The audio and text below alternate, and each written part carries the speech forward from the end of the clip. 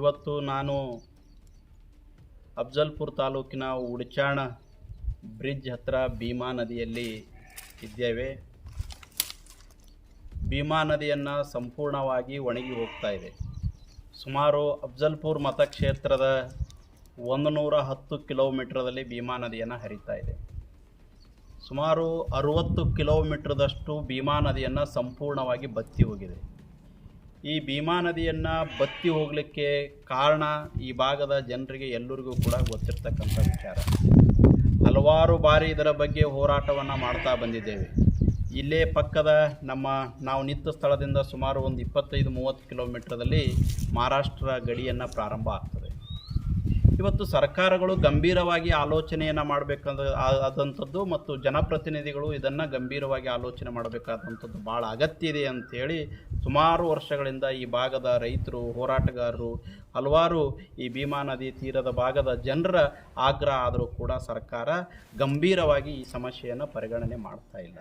ನೋಡಿ, ಈ ಭೀಮಾ ನದಿಯ ನೀರನ್ನು ನಂಬಿಕೊಂಡು ಎಡ ಮತ್ತು ಬಲದಂಡೆ, ಈ ಕಡೆ ಬಲದಂಡೆ ಎಡದಂಡೆ ಕಡೆಗೆ ಅಫ್ಜಲ್ಪುರ, ಆ ಕಡೆ ಇಂಡಿ ತಾಲೂಕು ಇದೆ, ಮುಂದೆ ಜೇವರ್ಗಿ, ಸಿಂದಗಿ, ಜೇವರ್ಗಿ, ಆ ಕಡೆ ಗುಲ್ಬರ್ಗ, ಇವೆಲ್ಲ ಸುಮಾರು ಒಂದು 5-6 ತಾಲೂಕುಗಳನ್ನು ಭೀಮಾ ನದಿಯ ಮೇಲೆ ಅವಲಂಬಿತವಾಗಿ ಹಲವಾರು ಜನ ಇವತ್ತು ಕೃಷಿಯನ್ನು ಮಾಡಿಕೊಂಡು, ಕಬ್ಬು ಹಚ್ಕೊಂಡು, ತೋಟಗಾರಿಕೆ ಬೆಳೆಯನ್ನು ಬೆಳ್ಕೊಂಡು ಬದುಕ್ತಾ ಇದ್ದಾರೆ. ಇವತ್ತು ಕಬ್ಬನ್ನು ಒಣಗುವಂಥ ಪರಿಸ್ಥಿತಿಯನ್ನು ನಿರ್ಮಾಣ ಆಗಿದೆ. ಸಂಪೂರ್ಣವಾಗಿ ಒಂದು ಹನಿ ಭೀಮಾ ನದಿಯಲ್ಲಿ ಸುಮಾರು 50-60 ಕಿಲೋಮೀಟರ್ನಷ್ಟು ಭೀಮಾ ನದಿಯಲ್ಲಿ ನೀರೇ ಒಂದು ಹನಿಯನ್ನು ಸಿಗಲಿಕ್ಕೆ ಸಾಧ್ಯ ಆಗ್ತಾ ಇಲ್ಲ. ಅಂಥ ಪರಿಸ್ಥಿತಿಯನ್ನು ನಿರ್ಮಾಣ ಆಗಿದೆ. ಇನ್ನು 15 ದಿವಸ ಏನಾದರೂ ಇದೇ ಪರಿಸ್ಥಿತಿ ಮಳೆಯನ್ನು ಬರಲಿಲ್ಲ ಅಂದರೆ ಭೀಮಾ ನದಿಯ ದಡದಲ್ಲಿ ಕಬ್ಬು ಹಚ್ಕೊಂಡಂಥ ರೈತರು ಎಲ್ಲರೂ ಬೀದಿಗೆ ಬರ್ತಕ್ಕಂಥ ಪರಿಸ್ಥಿತಿ ಇದೆ. ಕಬ್ಬು ಸಂಪೂರ್ಣವಾಗಿ ಒಣಗಿ ಹೋಗ್ತವೆ. ಕಬ್ಬು ಒಣಗದು ಅಂದರೆ ರೈತರ ಆರ್ಥಿಕ ಸಂಕಷ್ಟ, ಆರ್ಥಿಕ ದುಸ್ಥಿತಿಯನ್ನು ನಿರ್ಮಾಣ ಆಗ್ತದೆ. ಅವ್ರ ಬದುಕಿಗೆ ಭಾಳ ಸಂಕಷ್ಟ ಬರ್ತದೆ. ಹಾಗಾಗಿ ನಾನು ಸರ್ಕಾರಕ್ಕೆ ಇವತ್ತು ಆಗ್ರಹವನ್ನು ಮಾಡ್ತಾ ಇದ್ದೀನಿ. ಮುಂಚೆಯಿಂದನೂ ಕೂಡ ನಿರಂತರವಾಗಿ ಹೋರಾಟವನ್ನು ಭೀಮಾ ನದಿಯ ಹಿತರಕ್ಷಣೆಗಾಗಿ, ಭೀಮಾ ನದಿಯ ನೀರಿಗಾಗಿ ನಾನು ಧ್ವನಿ ಎತ್ತುತ್ತಾ ಬಂದಿದ್ದೇನೆ. ಇವತ್ತು ಮಹಾರಾಷ್ಟ್ರದಿಂದ ಭಾಳ ಜನ ಅನ್ಬೋದು, ಮೊನ್ನೆ ಶಾಸಕರದು ಒಂದು ಪತ್ರಿಕೆ ಹೇಳಿಕೆಯನ್ನು ನಾನು ನೋಡಿದೆ. ಮೊನ್ನೆ MY ಪಾಟೀಲ್ ಅವರು ಹಿರಿಯರಿದ್ದಾರೆ, ಏನಂತ ಕೊಡ್ತಾರೆ ಅಂದರೆ, ನಾನು ಉಜನಿಯಿಂದ ನೀರು ಬಿಡಿಸೋಂಥ ಪ್ರಯತ್ನ ಮಾಡ್ತೀನಿ, ಆಗಲಿಲ್ಲ ಅಂದರೆ ಆಲಿಮಟ್ಟಿ ಮತ್ತು ನಾರಾಯಣಪುರ ಜಲಾಶಯದಿಂದ ನೀರು ಬಿಡಿಸ್ತಕ್ಕಂಥ ಕೆಲಸ ಮಾಡ್ತೀವಿ ಅಂಥೇಳಿ ಅವ್ರು ಹೇಳ್ತಾ ಇದ್ದಾರೆ. ಗೊತ್ತಿರಬೇಕು ಶಾಸಕರಿಗೆ, ಮಾತನಾಡುವುದಕ್ಕಿಂತ ಮುಂಚೆ ಮತ್ತು ಅಲ್ಲಿ ಎಷ್ಟು ನೀರಿದೆ ನಮಗೆ ಬಿಡಿಸ್ಲಿಕ್ಕೆ ಸಾಧ್ಯತೆ ಅದನೋ ಇಲ್ಲೋ ಅಂತ. ಇವತ್ತಿನ ಪರಿಸ್ಥಿತಿಯಲ್ಲಿ ಆಲಿಮಟ್ಟಿ ಜಲಾಶಯದಲ್ಲಿ, ಡ್ಯಾಮ್ನಲ್ಲಿ ಬರೀ 3.5-4 TMC ಅಷ್ಟು ನೀರು ಮಾತ್ರ ಇದೆ. ನಾರಾಯಣಪುರದಲ್ಲಿ 5-5.5 TMC ಮಾತ್ರ ನೀರಿದೆ. ನೀವು ಹಾಗಾದರೆ ಭೀಮಾ ನದಿಗೆ ಹೇಗೆ ನೀರು ಬಿಡಿಸ್ತೀರಿ? ಒಂದು ಕಡೆಗೆ ಸಾಧ್ಯನೇ ಇಲ್ಲ. ಇವತ್ತು ನಾರಾಯಣಪುರ, ಆಲಿಮಟ್ಟಿದಿಂದ ನೀರು ಬಿಡಿಸಲಿಕ್ಕೆ ಸಾಧ್ಯ ಇಲ್ಲ. ಹಾಗಾದರೆ ಎಲ್ಲಿಂದ ಬಿಡಿಸ್ಲಿಕ್ಕೆ ಸಾಧ್ಯ ಅಂದರೆ ಉಜನಿ ಅಣೆಕಟ್ಟಿನಿಂದ ಬಿಡಿಸ್ಲಿಕ್ಕೆ ಸಾಧ್ಯ ಇದೆ. ಇವತ್ತು ಕರ್ನಾಟಕ ಸರ್ಕಾರ, ಇದು ಒಬ್ಬ ವ್ಯಕ್ತಿ ಮಾಡ್ತಕ್ಕಂಥ, ಒಂದು ತಾಲೂಕಿನ ರೈತರು ಮಾಡ್ತಕ್ಕಂಥ, ಒಬ್ಬ ಶಾಸಕ ಮಾಡ್ತಕ್ಕಂಥ ಕೆಲಸ ಅಷ್ಟೇ ಅಲ್ಲ, ಸರ್ಕಾರ ಗಂಭೀರವಾಗಿ ಇದನ್ನು ಪರಿಗಣನೆಯನ್ನು ಮಾಡಬೇಕಾಗ್ತದೆ. ಇಲ್ಲಿ ನಾವೆಲ್ಲರೂ ಕೂಡ ರೈತರ ಹಿತದೃಷ್ಟಿಯಿಂದ, ಯಾವುದೇ ಪಕ್ಷ ಇರಲಿ, ಯಾವುದೇ ನಾಯಕ ಇರಲಿ, ರೈತರ ಹಿತದೃಷ್ಟಿಯಿಂದ ಸರಿಯಾದಂಥ ರೀತಿಯಲ್ಲಿ ಎಲ್ಲಿ ಸಮಸ್ಯೆಗೆ ನಮಗೆ ಪರಿಹಾರ ಇದೆ ಅನ್ನೋದನ್ನು ತಿಳ್ಕೊಂಡು, ಅರ್ಥವನ್ನು ಮಾಡಿಕೊಂಡು ರೈತರ ಹಿತವನ್ನು ಕಾಪಾಡುವಂಥ, ಭೀಮಾ ತೀರದ ಜನತೆಯ ಹಿತವನ್ನು ಕಾಪಾಡುವಂಥ ನಿಟ್ಟಿನಲ್ಲಿ ಸರ್ಕಾರಗಳು ಗಂಭೀರವಾಗಿ ತೆಗೆದುಕೊಳ್ಬೇಕಾಗ್ತದೆ. ಹೋದ ಸಾರಿ ಬೆಳಗಾವಿ ಅಧಿವೇಶನದಲ್ಲಿ ಡಾಕ್ಟರ್ ಸಾಬಣ್ಣ ತಳವಾರ್ ಅಂತಕ್ಕಂಥ ವಿಧಾನ ಪರಿಷತ್ತಿನ ಸದಸ್ಯರು, MLC ಅವರು ಇದೇ ಆವಾಗಿನ ಜಲಸಂಪನ್ಮೂಲ ಸಚಿವರಾದಂಥ DK ಶಿವಕುಮಾರ್ ಅವ್ರನ್ನ ಪ್ರಶ್ನೆಯನ್ನು ಮಾಡ್ತಾರೆ. ಪ್ರಶ್ನೆಯನ್ನು ಮಾಡಿದಂಥ ಸಂದರ್ಭದಲ್ಲಿ ಅವರು ಏನು ಉತ್ತರಿಸ್ತಾರೆ ಅಂದರೆ, ವಿಧಾನಸಭೆ ಅಧಿವೇಶನದಲ್ಲಿ ಅಂದರೆ, ನಾನು ರಾಜ್ಯ ಸರ್ಕಾರದಿಂದ ಒಂದು ಕಮಿಟಿಯನ್ನು ಮಾಡಿ, ಒಂದು ತಂಡವನ್ನು ಮಾಡಿ ಮಹಾರಾಷ್ಟ್ರಕ್ಕೆ ಕಳಿಸಿ ಭೀಮಾ ನದಿಯ ಮುಖ್ಯ ಮೇನ್ ಸ್ಟ್ರೀಮಲ್ಲಿ ಏನೇನು ಅನ್ಯಾಯ ಆಗಿದೆ ಅನ್ನೋದನ್ನು ನಾನು ಸಂಪೂರ್ಣವಾದಂಥ ವರದಿಯನ್ನು ತರಿಸ್ಕೋತೀನಿ ಅಂತಕ್ಕಂಥ ಮಾತನ್ನು ಅವತ್ತು DK ಶಿವಕುಮಾರ್ ಅವರು ಅಧಿವೇಶನದಲ್ಲಿ ಉತ್ತರವನ್ನು ಕೊಟ್ಟಿದ್ದರು. ಉತ್ತರವನ್ನು ಕೊಟ್ಟ ನಂತರ ಒಂದು ಪ್ರಯತ್ನವೂ ಅವರು ಮಾಡಲಿಲ್ಲ. ಯಾರು ಶಾಸಕರುಗಳು ಇದ್ರ ಬಗ್ಗೆ ಗಂಭೀರವಾಗಿ ತೆಗೆದುಕೊಳ್ಳಿಲ್ಲ, ಆ ಪ್ರಯತ್ನ ಮಾಡಿಲ್ಲ. ಆದರೆ ನಾನಿವತ್ತು ಹೇಳಕ್ಕೆ ಬಯಸ್ತೇನೆ, ಇವತ್ತು ಉಜನಿ ಅಣೆಕಟ್ಟಿನಲ್ಲಿ ನೀರಿದೆ. ಆ ಉಜ್ನಿ ಅಣೆಕಟ್ಟಿನಿಂದ ಮಹಾರಾಷ್ಟ್ರ ಬಾರ್ಡರ್ವರೆಗೆ ಬರ್ತಕ್ಕಂಥ ಹಲವಾರು ಬ್ಯಾರೇಜ್ ಕಮ್ ಬ್ರಿಡ್ಜ್, ದೊಡ್ಡ ದೊಡ್ಡ ಬ್ಯಾರೇಜ್ ಕಮ್ ಬ್ರಿಡ್ಜ್ಗಳಿವೆ, ಅಲ್ಲಿನೂ ಕೂಡ ನೀರಿದೆ. ಎಷ್ಟು ಮಹಾರಾಷ್ಟ್ರದವ್ರದನ್ನು ನೋಡಿ ಕಲಿಬೇಕಾದಂಥ ಪರಿಸ್ಥಿತಿ ಕರ್ನಾಟಕದ ಸರ್ಕಾರಕ್ಕೆ, ಕರ್ನಾಟಕದ ಇವತ್ತು ಜನಪ್ರತಿನಿಧಿಗಳಿಗೆ, ನಮ್ಮ ಅಧಿಕಾರಿಗಳಿಗೆ ಇವತ್ತು ಅವರನ್ನು ನೋಡಿ ಕಲಿಬೇಕು. ಇಲ್ಲಿ ನಮ್ಮ ಪಕ್ಕದ ಹೆಳ್ಳಿ ಬ್ಯಾರೇಜ್ ಅಂತ ಬರ್ತದೆ, ಅವ್ರ ಬಾರ್ಡ್ರ್ವರೆಗೂ ಇವತ್ತಿಗೂ ನೀರು ಅಲ್ಲಿ ಬತ್ತಿ ಹೋಗಿಲ್ಲ, ಅಲ್ಲಿ ಸಂಪೂರ್ಣವಾಗಿ ನೀರಿದೆ. ಮಹಾರಾಷ್ಟ್ರಕ್ಕೆ ಅವ್ರು ಎಲ್ಲಿ ಬಾರ್ಡರ್ ಇದೆಯಲ್ಲ ಅಲ್ಲಿ ತನಕ ಉಜ್ನಿ ಅಣೆಕಟ್ಟಿನಿಂದ ಬೇರೆ ಬೇರೆ ಬ್ಯಾರೇಜ್ಗಳಿಂದ ಅವ್ರು ಮಹಾರಾಷ್ಟ್ರ ಬ್ಯಾರೇಜಿಂದ ನೀರು ಬಿಡಿಸಿ ಅವ್ರ ಜನಗಳಿಗೆ ಅಕ್ಕಲಕೋಟೆ ಭಾಗಕ್ಕೆ, ಸೊಲಾಪುರ ಭಾಗಕ್ಕೆ, ಆ ಭಾಗಕ್ಕೆ ಈ ಎರಡೂ ಮಹಾರಾಷ್ಟ್ರ ಮತ್ತು ಕರ್ನಾಟಕದ ಮಧ್ಯ ಭೀಮಾ ನದಿ ಏನಿದೆಯಲ್ಲ ಅಲ್ಲಿ ತನಕ ಮಾತ್ರ ಅವರು ನೀರು ಬಿಡ್ತಾರೆ. ಆದರೆ ಕರ್ನಾಟಕಕ್ಕೆ ಏನು ನೀರು ಬರಬೇಕಲ್ಲ, ಅವ್ರು ನೀರು ಬಿಡಲ್ಲ. 1 ಅಥವಾ 2 TMCಯನ್ನು ಬಿಟ್ಟರೆ ರೈತರು ಇವತ್ತೇನು ಭೀಮಾ ನದಿ ಒಣಗಿ ಹೋಗಿದೆ, ಅವ್ರ ಬೆಳೆಗಳು ಒಣಗ್ತಾ ಇವೆ, ಕುಡಿಯೋ ನೀರು ನೋಡಿ ಇವತ್ತು ಜಾನುವಾರುಗಳ ಪರಿಸ್ಥಿತಿ, ಇವತ್ತು ದನಗಳಿದ್ರೂ ಕೂಡ ದನಗಳಿಗೆ ಇವತ್ತು ನೀರು ಕುಡ್ಲಿಕ್ಕೆ ಪರಿಸ್ಥಿತಿ, ಇವತ್ತು ಭೀಮಾ ನದಿಯಲ್ಲಿ ನೀರು ಸಿಗ್ತಾ ಇಲ್ಲ. ಇದು ಪ್ರತಿ ವರ್ಷ ಸಮಸ್ಯೆಗಳನ್ನಾಗ್ತದೆ ನೋಡಿ. ಇವತ್ತಿನ ಎಲ್ಲೋ ಒಂದು ಕಡೆಗೆ ಮಾಧ್ಯಮದಲ್ಲಿ ನಾವು ಇವತ್ತು ಗಮನಿಸ್ತಾ ಇದ್ದೀವಿ, ಕರ್ನಾಟಕ ರಾಜ್ಯದಲ್ಲಿ ಇವತ್ತು ಬರಗಾಲ ಬರ್ತಕ್ಕಂಥ ಮುನ್ಸೂಚನೆ ಎದ್ದು ಕಾಣ್ತಾ ಇವೆ. ಇವತ್ತು ಮುಂಗಾರು ಇವತ್ತು ಸಂಪೂರ್ಣವಾಗಿ ವಿಫಲವಾಗಿದೆ. ಹೀಗಾಗಿ ಇವತ್ತು ರೈತರು ಎಷ್ಟೋ ಜನ ಬಿತ್ತನೆ ಮಾಡ್ತಕ್ಕಂಥವ್ರು ಬಿತ್ತನೆ ಮಾಡೋಕ್ಕಾಗ್ತಾ ಇಲ್ಲ. ಹೀಗಾಗಿ ಇಷ್ಟೆಲ್ಲ ಜಲಮೂಲ ನಮ್ಮಲ್ಲಿ ಇದ್ದರೂ ಕೂಡ ಅದನ್ನು ಸಮರ್ಪಕವಾಗಿ ಬಳಸ್ಕೊಳ್ಳುವಲ್ಲಿ ಎಡವಿದ್ದೀವಿ. ನಾನು ಇವತ್ತು ಸರ್ಕಾರಕ್ಕೆ, ಈ ಭಾಗದ ಜನಪ್ರತಿನಿಧಿಗಳು ಪಕ್ಷಾತೀತವಾಗಿ ಯಾವುದೇ ಪಕ್ಷದ ಶಾಸಕರಾಗಿರ್ಬೋದು, ನೀವೆಲ್ಲರೂ ಕೂಡ ಒಂದಾಗಿ ಧ್ವನಿ ಎತ್ತಿ ಮಹಾರಾಷ್ಟ್ರದಿಂದ ನೀರು ಬಿಡಿಸ್ತಕ್ಕಂಥ ಕೆಲಸಕ್ಕೆ ಪ್ರಾಮಾಣಿಕವಾದ ಪ್ರಯತ್ನವನ್ನು ಮಾಡಬೇಕು. 15 ದಿನದಲ್ಲಿ ಈ ಪ್ರಯತ್ನಕ್ಕೆ ಸರ್ಕಾರ ಕೈ ಹಾಕದೇ ಹೋದರೆ ಅಫ್ಜಲ್ಪುರದಲ್ಲಿ ದೊಡ್ಡ ಮಟ್ಟದ ಹೋರಾಟಕ್ಕೆ ನಾವು ಸಜ್ಜುಗೊಳಿಸಬೇಕಾಗ್ತದೆ. ಎಲ್ಲ ಜನರನ್ನು ಈ ಭಾಗದ ಜನರನ್ನು ಜಾಗೃತಿಯನ್ನು ಮಾಡಿ ಮತ್ತೆ ಪಕ್ಷಾತೀತವಾಗಿ ಬಹುದೊಡ್ಡ ಹೋರಾಟಕ್ಕೆ ಅಣಿ ಆಗಬೇಕಾಗ್ತದೆ ಅಂತಕ್ಕಂಥ ಉದ್ದೇಶದಿಂದ ಇವತ್ತು ಆಗ್ರಹ ಮಾಡೋ ಸಲುವಾಗಿ, ಎಚ್ಚರಿಕೆ ಕೊಡೋ ಸಲುವಾಗಿ ಭೀಮಾ ನದಿಯಲ್ಲಿ ನಿಂತ್ಕೊಂಡೆ ಇವತ್ತು ನಾವು ಪ್ರೆಸ್ ಮೀಟನ್ನು ಮಾಡ್ತಾ ಇರ್ತಕ್ಕಂಥದ್ದು. ಮಾಧ್ಯಮದ ಮುಖಾಂತರ ಇವತ್ತು ಸರ್ಕಾರಕ್ಕೆ ಎಚ್ಚರಿಕೆ ಕೊಡ್ತಕ್ಕಂಥ ಕೆಲಸವನ್ನು ಮಾಡ್ತಾ ಇದ್ದೇನೆ.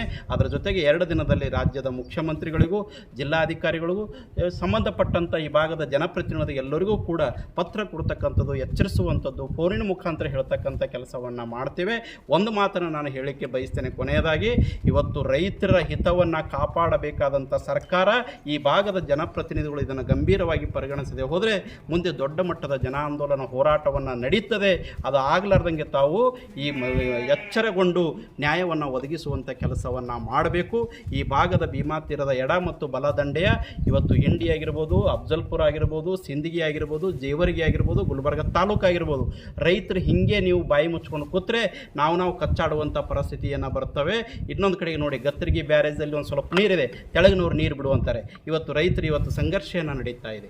ಯಾಕೆಂದರೆ ನಮ್ಮ ನೀರು ಒಯ್ಬಿಡ್ರೆ ತವರು, ನಮ್ಮ ನೀರಿಲ್ಲಿ ಕೊಡ್ರೆ ಇವರು, ನಮ್ಮ ಎಲ್ಲಿ ಹಕ್ಕನ್ನು ಕೇಳಬೇಕಾಗಿದೆ. ನಮ್ಮ 15 ನ್ಯಾಯಮೂರ್ತಿ ಬಚಾವತ್ ತೀರ್ಪಿನ ಪ್ರಕಾರ 15 TMC ನೀರಿನ ಹಕ್ಕನ್ನು ಏನು ಕೇಳಬೇಕಾಗಿದೆಯಲ್ಲ, ಆ ಹಕ್ಕನ್ನು ಕೇಳೋದು ಬಿಟ್ಟು ನಾವು ಕಚ್ಚಾಡುವಂಥ ಪರಿಸ್ಥಿತಿಯನ್ನು ನಿರ್ಮಾಣ ಆಗ್ತಾ ಇದೆ.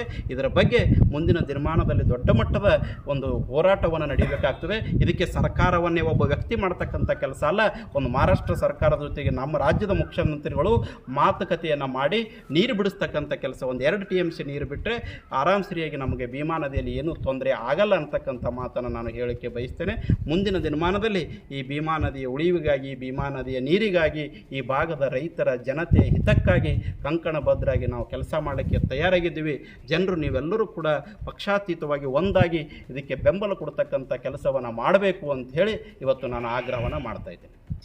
ಇಡೀ ಕರ್ನಾಟಕ ರಾಜ್ಯದಲ್ಲಿ ಮತ್ತು ನಮ್ಮ ಭಾಗದಲ್ಲಿ ಇವತ್ತಿನಿಂದಲ್ಲ, ಕಾವೇರಿಗೆ ಇರ್ತಕ್ಕಂಥ ಮುತುವರ್ಜಿಯನ್ನು ಅವತ್ತಿನಿಂದ ಸರ್ಕಾರಗಳು, ಇವತ್ತಿನ ಸರ್ಕಾರಗಳು, ಅದು ಯಾವುದೇ ಪಕ್ಷದಾಗಿರ್ಬೋದು, ಆದರೆ ಕೃಷ್ಣ ಮತ್ತು ಭೀಮೆಯ ವಿಚಾರ ಬಂದಾಗ ಯಾವತ್ತೂ ನಾವು ನಿರ್ಲಕ್ಷ್ಯವನ್ನೇ ಅನುಭವಿಸ್ತಾ ಬಂದಿದ್ದೇವೆ.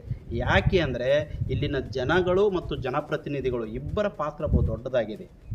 ಹಾಗಾಗಿ ಈ ಭಾಗದ ನಿರ್ಲಕ್ಷ್ಯಕ್ಕೆ ಒಳಗಾಗಲಿಕ್ಕೆ ಕಾರಣ, ಗಟ್ಟಿಯಾಗಿ ವಿಧಾನಸಭೆಯಲ್ಲಿ ಮಾತನಾಡುವಂಥ ಜನಪ್ರತಿನಿಧಿಗಳು ನಮ್ಮಲ್ಲಿಲ್ಲ.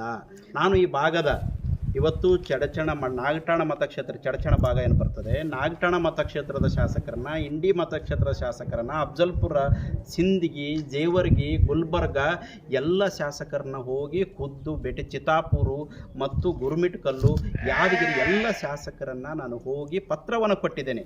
ಏನಂದರೆ ಭೀಮಾ ಬೇಸಲ್ಲಿ ನಮಗೆ ಏನು ಅನ್ಯಾಯ ಆಗಿದೆ ಅಂಥೇಳಿ ಯಾರೂ ಅದನ್ನು ಗಂಭೀರವಾಗಿ ಪರಿಗಣಿಸ್ತಾ ಇಲ್ಲ. ಗಂಭೀರವಾಗಿ ಪರಿಗಣಿಸಿ ಸರ್ಕಾರದ ಹಂತದಲ್ಲಿ ಚರ್ಚೆಯನ್ನು ಮಾಡಿ ನಮಗೇನು ನ್ಯಾಯವನ್ನು ಸಿಗಬೇಕಾಗಿದೆ, ನ್ಯಾಯಸಮ್ಮತವಾದ ಹಕ್ಕನ್ನು, ನೀರಿನ ಹಕ್ಕು ಸಿಗಬೇಕಾಗಿತ್ತಲ್ಲ, ಅದು ಪ್ರಯತ್ನವನ್ನು ನಮ್ಮಲ್ಲಿ ನಡೀತಾ ಇಲ್ಲ. ಇದು ಸಂಪೂರ್ಣ ಆದಂಥದ್ದು ಅಂತಕ್ಕಂಥ ಮಾತನ್ನು ಹೇಳಿಕೆ ಬಯಸ್ತೇನೆ. ಕರ್ನಾಟಕದಲ್ಲಿ ಕಾವೇರಿಗಾಗಿ ಇಡೀ ಕರ್ನಾಟಕದ ಮೂಲೆ ಮೂಲೆಯಲ್ಲಿ ಪ್ರತಿಭಟನೆಗಳಾಗ್ತವೆ. ಸರ್ಕಾರದ ಪ್ರತಿನಿಧಿಗಳು, ಶಾಸಕರು ಕೂಡ ಪ್ರತಿಭಟನೆ ಮಾಡ್ತಾರೆ, ವಿರೋಧ ಪಕ್ಷಗಳು ಕೂಡ ಮಾಡ್ತವೆ ಕಾವೇರಿಗಾಗಿ. ಆದರೆ ಭೀಮಾ ನದಿಯ ತೊಂದರೆಯನ್ನು, ಭೀಮೆಯ ಪುತ್ರರ ಒಂದು ಸಮಸ್ಯೆಯನ್ನು ಬೆಂಗಳೂರುವರೆಗೂ ಯಾಕೆ ತೆಗೆದುಕೊಂಡು ಹೋಗ್ತಾ ಇಲ್ಲ ಅಂತ, ವಿಧಾನಸೌಧವರೆಗೂ ಈ ಕೂಗೆ ಕೇಳಿಸ್ತಾ ಇಲ್ಲಲ್ಲ, ಯಾಕಂತ? ಏನು ಪ್ರಾಬ್ಲಮ್ ಏನಿರ್ಬೋದು ಇದರಲ್ಲಿ ಮಾಧ್ಯಮದ ಪಾತ್ರನೂ ಬಹು ದೊಡ್ಡದಿದೆ.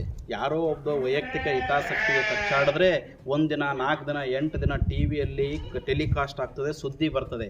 ಆದರೆ ಇವತ್ತು ಭೀಮಾ ನದಿ ಒಣಗಿ ಹೋಗಿದಲ್ಲ 50-60 ಕಿಲೋಮೀಟರ್, ಯಾವ ಮಾಧ್ಯಮದವರು ಕೂಡ ಇದನ್ನು ಲೈವ್ ಮಾಡ್ತಾ ಇಲ್ಲ. ಒಂದು ಕಡೆಗೆ, ಇನ್ನೊಂದು ಕಡೆಗೆ ಇಲ್ಲಿ ಜನ ನೀರು ಬೇಕು ಅಂತಕ್ಕಂಥ ಏನು ಆಕ್ರೋಶ ಇದೆಲ್ಲ, ಆ ಧ್ವನಿಗೆ ದೊಡ್ಡ ಶಕ್ತಿ ಸಿಗ್ತಾ ಇಲ್ಲ. ಆ ಕಾವೇರಿ ಭಾಗದಲ್ಲಿ ಒಂದೇ ತಮಿಳುನಾಡಿಗೆ ರಾತ್ರೋರಾತ್ರಿ ಒಂದು ಗೇಟ್ ತೆರೆದು ಸ್ವಲ್ಪ ನೀರು ಬಿಟ್ಟರೆ ಇಡೀ ದೇಶ ತುಂಬ ಸುದ್ದಿ ಆಗ್ತದೆ. ಇಲ್ಲಿ ಭೀಕರವಾದಂಥ ಸಂಕಷ್ಟ ಬಂದರು, ಭೀಕರವಾದ ಕಷ್ಟ ಬಂದರೂ ಇಲ್ಲಿದು ಸುದ್ದಿ ಆಗಲಿಕ್ಕೆ ತಯಾರಿಲ್ಲ. ಆ ಧ್ವನಿಗಳನ್ನು ದೊಡ್ಡ ಮಟ್ಟಕ್ಕೆ ಆಗಲಿಕ್ಕೆ ಇಲ್ಲಿ ಪ್ರಮುಖವಾದಂಥ ಕಾರಣ ಜನಪ್ರತಿನಿಧಿಗಳು ಅಂತೇಳಿ ನಾನು ಹೇಳಕ್ಕೆ ಬಯಸ್ತೇನೆ. AICC ಅಧ್ಯಕ್ಷರು ಕೂಡ ತಮ್ಮ ಕಲಬುರಗಿ ಜಿಲ್ಲೆಯವರೇ, ಉಸ್ತುವಾರಿ ಸಚಿವರು ಕೂಡ ಕಲಬುರಗಿ ಜಿಲ್ಲೆಯವರೇ. ಇಷ್ಟೆಲ್ಲ ಶಕ್ತಿ ಇರಬೇಕಾದ್ರೆ, ಕರ್ನಾಟಕದಲ್ಲಿ ಕಾಂಗ್ರೆಸ್ ಶಕ್ತಿ ಇರಬೇಕಾದ್ರೂ ಕೂಡ ಇಲ್ಲಿನ ಜನಪ್ರತಿನಿಧಿಗಳು ಯಾಕೆ ಇದ್ರ ಬಗ್ಗೆ ಮುತುವರ್ಜಿ ವಹಿಸ್ತಾ ಇಲ್ಲ ಅಂತ. ಭೀಮೆಯ ಜನ ದಡ್ರಿದ್ದಾರೋ ಅನ್ನುವಂಥ ಒಂದು ಭಾವನೆ ಅವರಲ್ಲಿದೇನೋ, ಅಥವಾ ಅವರಿಗೆ ಇಚ್ಛಾಶಕ್ತಿ ಇಲ್ಲವೋ ಅಂತ. ಇಲ್ಲಿ 2 ಪ್ರಶ್ನೆ ಇದೆ. ಭೀಮಾ ನದಿಗೆ ನೀರಂದರೆ ಅದು ನಾರಾಯಣಪುರದಿಂದ ಆಲಿಮಟ್ಟಿದಿಂದ ನೀರು ಬಿಡಬೇಕು ಅಂತಕ್ಕಂಥ ಕೆಟ್ಟ ಮನಸ್ಥಿತಿ ನಮ್ಮ ಜನಪ್ರತಿನಿಧಿಗಳು, ಅಧಿಕಾರಿಗಳ ಹತ್ರ ಇದೆ. ನಮಗೆ ಹಕ್ಕಿನ ನೀರು ಎಲ್ಲಿ ಬರಬೇಕು? ಹೌದು, ನಮ್ಗೆ ಕುಡ್ಲಿಕ್ಕೆ ನೀರು ಇಲ್ಲ ಅಂದಾಗ ಕಾವೇರಿ ವಿಚಾರದಲ್ಲಿ ತಮಿಳುನಾಡದವರು ಸುಪ್ರೀಂ ಕೋರ್ಟು, ಕೇಂದ್ರ ಸರ್ಕಾರಕ್ಕೆ ಹೋಗಿ ನೀರು ತೆಗೆದುಕೊಂಡು ಹೋಗ್ತಾರೆ. ಬೆಂಗಳೂರು ಕುಡ್ಲಿಕ್ಕೆ ನೀರಿಲ್ಲ ಅಂದರೆ ಅವ್ರಿಗೆ ನೀರು ನಾವು ಬಿಡಲೇಬೇಕು. ಆದರೆ ನಮ್ಮ ನೀರಿಲ್ಲ ಅಂಥೇಳಿ ನಮ್ಮ ಹಕ್ಕೆಲ್ಲಿದೆ? 15 TMC ನಮ್ಮ ನೀರು ಎಲ್ಲಿದು ಬರ್ತಾ ಇದೆ, ಏನಾಗುತ್ತೆ? ನಾನು ಎಷ್ಟು 3-4 ವರ್ಷಗಳಿಂದ ನಿರಂತರವಾಗಿ ಹೇಳ್ತಾ ಇದ್ದೀನಿ, ನಮ್ಮ ಹಕ್ಕು ಕೇಳ್ರಿ, ಭಿಕ್ಷೆ ಕೇಳೋದಲ್ಲ. ನಮ್ಮ ನೀರನ್ನು ಇದು ಆಲಿಮಟ್ಟಿ ನಾರಾಯಣಪುರದಿಂದ ಬಿಡೋದು ಅಲ್ಲ, ನಮಗೆ ಬರ್ತಕ್ಕಂಥದ್ದು ಮಹಾರಾಷ್ಟ್ರದಿಂದ ಉಜ್ನಿ ಅಣೆಕಟ್ಟಿನಿಂದ ನೀರು ಬರಬೇಕಲ್ಲ. ಆ ನೀರು ಕುಡಿಸ್ತಕ್ಕಂಥ ಕೆಲಸವನ್ನು ಸರ್ಕಾರ ಮತ್ತು ಜನಪ್ರತಿನಿಧಿಗಳ ಕೆಲಸ ಇರೋದ್ರಿಂದ ಇದು ಅವರು ತಲೆಯಲ್ಲಿ ಹೋಗ್ತಾ ಇಲ್ಲ. ವಿಶೇಷವಾಗಿ ಕಲಬುರಗಿ ಜಿಲ್ಲೆ ಬಗ್ಗೆ, ನಾನು ಬಿಜಾಪುರ ಜಿಲ್ಲೆ ಬಗ್ಗೆ ಮಾತನಾಡಲ್ಲ. ಕಲಬುರಗಿ ಜಿಲ್ಲೆಯಲ್ಲಿರ್ತಕ್ಕಂಥ ಯಾವುದೇ ಪಕ್ಷ, ನಾನು ಬರೇ AICC ಅಧ್ಯಕ್ಷರು, ಕಾಂಗ್ರೆಸ್ ಶಾಸಕರ ಬಗ್ಗೆ ನಾನು ಹೇಳಲ್ಲ. ಇಡೀ ಜಿಲ್ಲೆಯಲ್ಲಿ ಇಲ್ಲಿ ತನಕ ಆಳ್ವಿಕೆ ಮಾಡಿದಂಥ ಜನಪ್ರತಿನಿಧಿಗಳು, ಮಂತ್ರಿ ಆಗಿರ್ಬೋದು, ಶಾಸಕರಾಗಿರ್ಬೋದು, ವಿಧಾನ ಪರಿಷತ್ ಸದಸ್ಯರು ಗಂಭೀರವಾಗಿ ನೀರಾವರಿ ಮತ್ತು ನೀರಿನ ವಿಚಾರದಲ್ಲಿ ಮಾತನಾಡಲಿಕ್ಕೆ ಅವರು ತಯಾರಿಲ್ಲ. ಬಚಾವ ತೀರ್ಪಿನ ಪ್ರಕಾರ ಅಫ್ಜಲ್ಪುರ ಯಾವುದು ಭೀಮಾ ಕಮಾಂಡಿಂಗ್ ಏರಿಯಾ ಕಲಬುರಗಿ ಜಿಲ್ಲೆಯಲ್ಲಿ ನಾವು 42 TMC ನೀರನ್ನು ಬಳಕೆ ಮಾಡ್ಕೊಳ್ಳೋಕ್ಕೆ ಅವಕಾಶ ಇದೆ. ಆದರೆ ಇದೇ ಮಹಾರಾಷ್ಟ್ರದ 10 ವರ್ಷನಾಗ ಎಲ್ಲ ನೀರನ್ನು ಅವ್ರ ಪಾಲಿನ ಹಕ್ಕಿ ನೀರನ್ನು ಬಳಕೆಯನ್ನು ಮಾಡಿಕೊಂಡ್ರು. ನಾವು ಇನ್ನೂ ಕೂಡ 42 TMCಯಲ್ಲಿ ಬರೇ ಒಂದು 5-8 TMC ನೀರನ್ನು ಬಳಕೆ ಮಾಡ್ಕೊಳ್ಳೋಕೆ ಆಗ್ತಾ ಇಲ್ಲ. ಕಾರಣ ಇಷ್ಟೇ, ಇಲ್ಲಿ ತನಕ ಕಲಬುರಗಿ ಜಿಲ್ಲೆಯಲ್ಲಿ ಆಳ್ವಿಕೆ ಮಾಡಿದಂಥ ಜನಪ್ರತಿನಿಧಿಗಳೇನಿದ್ದಾರೆ, ಆಡಳಿತ ಮಾಡಿದಂಥವ್ರು ಏನಿದ್ದಾರೆ, ಅವರು ಸಂಪೂರ್ಣವಾಗಿ ಇದ್ರ ಬಗ್ಗೆ ನಿರ್ಲಕ್ಷ್ಯ ಇದೆ. ಅವರಿಗೆ ತಮ್ಮ ಸ್ವಾರ್ಥವನ್ನು ಬಿಟ್ಟರೆ ಈ ರೈತರು ಮತ್ತು ನೀರನ್ನು ರಕ್ಷಣೆ ಮಾಡ್ಕೋಬೇಕು, ನೀರಾವರಿಯನ್ನು ಮಾಡಬೇಕು, ರೈತರನ್ನು ಉಳಿಸಬೇಕು, ಈ ಭಾಗದಲ್ಲಿ ಎಲ್ಲರೂ ಸಮೃದ್ಧವಾಗಿರಬೇಕು ಅಂತಕ್ಕಂಥ ಭಾವನೆಯಲ್ಲಿ ಅವರು ಇಲ್ಲ ಅಂಥೇಳಿ ನನಗೆ ಇವತ್ತು ಅನಿಸ್ತಾ ಇದೆ. ಪ್ರತಿ ವರ್ಷ ಬೇಸಿಗೆ ಬಂತು ಅಂದರೆ ಭೀಮಾ ನದಿ ನೆನಪಿಗೆ ಬರ್ತದೆ. ಅದ್ರ ಜೊತೆಗೆ ಅದ್ರಿಗೆ ಅಂಟಿಕೊಂಡಂಗೆ ಶಿವಕುಮಾರ್ ನಾಟಿಕಾರ್ ಅವರು ಬರ್ತಾರೆ. ಅದನ್ನು ಬಿಟ್ಟರೆ ಇದಕ್ಕೆ ಪರ್ಮನೆಂಟ್ ಸೊಲ್ಯೂಷನ್ ಅಂತೇಳಿ ನಾಟಿಕಾರ್ ಅವ್ರ ಹೋರಾಟ ಯಾವಾಗ ಬರುತ್ತೆ ಅಂತ ಮುಂದೆ? ಪರ್ಮನೆಂಟ್ ಸೊಲ್ಯೂಷನನ್ನು ನಾಟಿಕಾರ್ ಹೋರಾಟದಿಂದ ಒಬ್ಬರದಿಂದ ಬರಲಿಕ್ಕೆ ಸಾಧ್ಯ ಇಲ್ಲ. ನಾನು ಭಾಳ ಸ್ಪಷ್ಟವಾಗಿ, ಒಂದಿಷ್ಟು ಜನ ಕನ್ಫ್ಯೂಷನ್ ಮಾತಾಡ್ತಾರೆ. ಈ ಅಂತಾರಾಜ್ಯ ನದಿ ಜಲ ವಿವಾದಗಳೇನಿರ್ತಾವಲ್ಲ, ಒಬ್ಬ ವ್ಯಕ್ತಿ ಹೋಗಿ ಅರ್ಜಿಯನ್ನು ಹಾಕಲಿಕ್ಕೆ ಬರಲ್ಲ. ಇದು ಗೊತ್ತಿರಲಿ, ಭಾಳ ಜನಕ್ಕೆ ಗೊತ್ತಿಲ್ಲ. ಇದು ಸರ್ಕಾರಗಳು ಮಾತ್ರ ಅಲ್ಲಿ ಅಫೀಲಿ ಹೋಗ್ಲಿಕ್ಕೆ ಬರ್ತದೆ, ವಾದವನ್ನು ಮಂಡಿಸ್ಲಿಕ್ಕೆ ಬರ್ತದೆ. ಒಬ್ಬ ಶಿವಕುಮಾರ್ ನಾಟಿಕರ್ ಪ್ರಯತ್ನ ಆಗ್ತಿದ್ದಂದರೆ ನಾನು ಡೆಲ್ಲಿಯಲ್ಲಿ ಸುಪ್ರೀಂ ಕೋರ್ಟ್ ಲಾಯರ್ನ ಇದ್ರ ಬಗ್ಗೆ ಮಾತನಾಡಿದ್ದೀನಿ.